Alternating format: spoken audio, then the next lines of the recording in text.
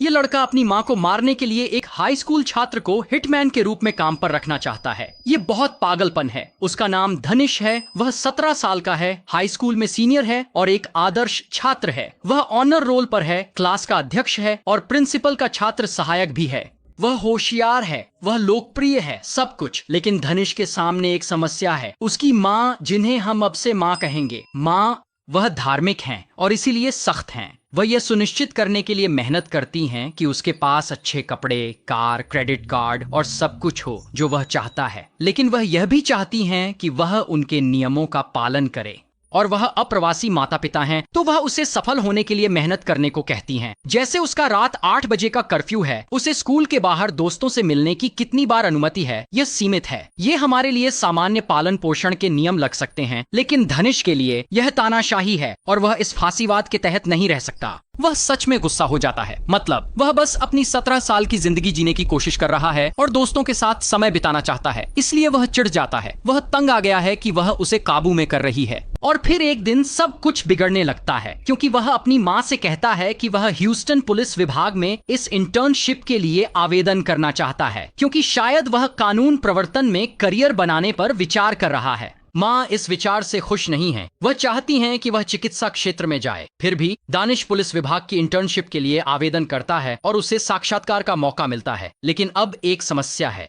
वह 17 साल का है, इसलिए उसे अपनी माँ से उस कागज पर हस्ताक्षर करवाने की जरूरत है जो उसे अनुमति देता है। वह अपनी माँ के पास कागज लेकर जाता है और वे झगड़ने लगते हैं। यह एक बड़ा तर्क बन जाता है। एक बिंदु पर धनीश के लिए यह सब बहुत हो जाता है और वह गुस्से में आकर अपनी नियंत्रक माँ से छुटकारा पाने का फैसला करता है।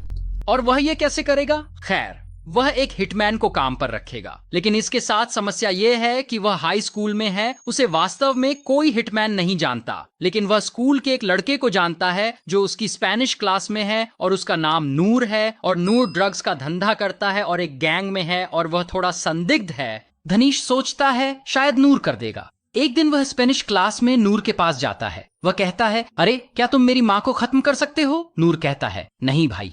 लेकिन धनिश जोर देता रहता है। वह बताता है कि उसकी माँ अत्याचारी है और असली माँ नहीं है और उसने उसके असली माता पिता की हत्या करवाई थी। इनमें से कुछ भी सत्य नहीं है। लेकिन सबसे महत्वपूर्ण बात यह है कि धनीश ने नूर को $5000 की पेशकश की थी। यह सुनकर नूर ने कहा, ठीक है, फिर हम अपराध के दिन पर आगे बढ़ते हैं। सुबह का समय है। धनीश और नूर स्कूल में उपस्थित है। सुबह जल्दी दानिश उन्हें अपने अपार्टमेंट में ले जाता है, ट्रंक खोलता है और नूर को नीले रंग के लेटेक्स के दस्ताने और चाकू प्रदान करता है। कुछ समय पश्चात नूर अपार्टमेंट में चुपके से प्रवेश करता है और माँ वहाँ उपस्थित होती हैं। शायद वह उसे नहीं देख पाती क्योंकि एक धमाका होता है। वह उसे पीछे से पकड़ लेता है और चाकू उठाकर उसे बार बार वार करने लगता है और वहाँ संघर्ष होता है और माँ प्रतिरोध करती है, लेकिन नूर उससे अधिक ताकतवर होता है और वह उसे 48 बार चाकू से वार करके मार डालता है।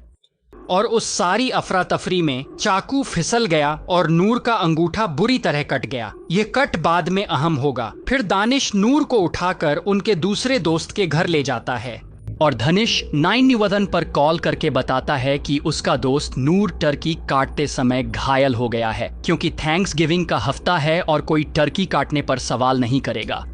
फिर नूर अस्पताल जाता है और उसके हाथ पर टांके लगते हैं, जबकि धनिश वहां से चला जाता है और वह किसी लड़की को पहली बार डेट पर ले जाता है। जैसे भाई की माँ अभी अभी मरी है और वह यहाँ डेट पर जाने की कोशिश कर रहा है।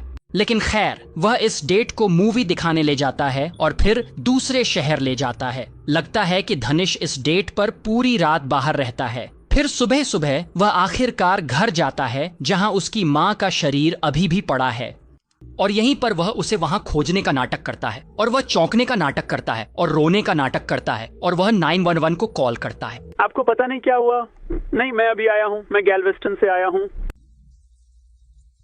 पुलिस जल्दी ही वहां पहुंच जाती है और जांच करती है और कुछ बातें नोटिस करती है। 1, जबरन प्रवेश का कोई संकेत नहीं है। 2, दरवाजे के हैंडल पर किसी की खून से सनी हुई उंगलियों के निशान हैं। और 3, धनिश के ऊपर उसकी माँ का कोई खून नहीं है। अब यह अजीब है क्योंकि जब लोग अपने प्रियजन का शरीर पाते हैं तो वे तुरंत घबरा जाते हैं और उन्हें छूने, हिलाने या गले लगाने की कोशिश करते हैं, यह देखने के लिए कि वे जीवित हैं, और इससे उन पर खून लग जाता है। स्पष्ट है कि धनुष ने अपनी मां के साथ ऐसा कुछ नहीं किया क्योंकि वही है जिसने हत्या की योजना बनाई थी। पुलिस को उस पर शक है और वे उसे हिरासत में लेकर पूछताछ करते हैं। और उन्होंने यह भी देखा कि उस दिन की उसकी 911 कॉल में कुछ असामान्यताएं थीं। अपनी 911 कॉल में उसने बिना ऑपरेटर के पूछे ही अपनी अलिबी का उल्लेख कर दिया था। आपको नहीं पता क्या हुआ? नहीं, मुझे अभी पता चला, मुझे गैलवेस्टन से अभी पता चला। जाहिर है यह एक आम बात है जो दोषी लोग करते हैं, जैसे जब कोई हत्यारा कॉल करता है। नहीं, अक्सर बिना पूछे ही अपना बहाना बना लेते हैं, जैसे वो मैं नहीं था, मैं तो पूरे समय चक ईट चीज में था। यही उसने किया। पुलिस इस आदमी को देखकर सोच रही है, हाँ तुम्हारा इससे कुछ लेना देना है। फिर भी पुलिस दरवाजे के हैंडल पर खून के निशान की जांच करती है और यह धनिष से मेल नहीं खाता, इसलिए वे उस पर शक कर रहे हैं। लेकिन कोई ठोस सबूत न होने के कारण उन्हें उसे छोड़ना ही पड़ता है और वह मूल रूप से अपनी ही मां की हत्या से बच निकलता है। एक दिन पुलिस अधिकारी हाई स्कूल में आते हैं और उन्हें नूर मिल जाता है और वे अचानक उसे कक्षा से बाहर खींचते हैं और धड़ाम वे उसे गिरफ्तार कर लेते हैं। लेकिन वे उसे ड्रग के आरोप में गिरफ्तार करते हैं और ड्रग का आरोप हत्या से पूरी तरह असंबंधित है। पुलिस को यह भी नहीं पता कि नूर किसी हत्या में शामिल है। वे उसे ड्रग्स के लिए गिरफ्तार कर रहे हैं और वह घबरा रहा है। वह वहां बैठा सोच रहा है, ओह पुलिस यहाँ है। वे जानते हैं कि मैंने क्या किया। वे जानते हैं कि मैं ही हूं जिसने डोनिश की मां को मारा। मैं क्या करूंगा?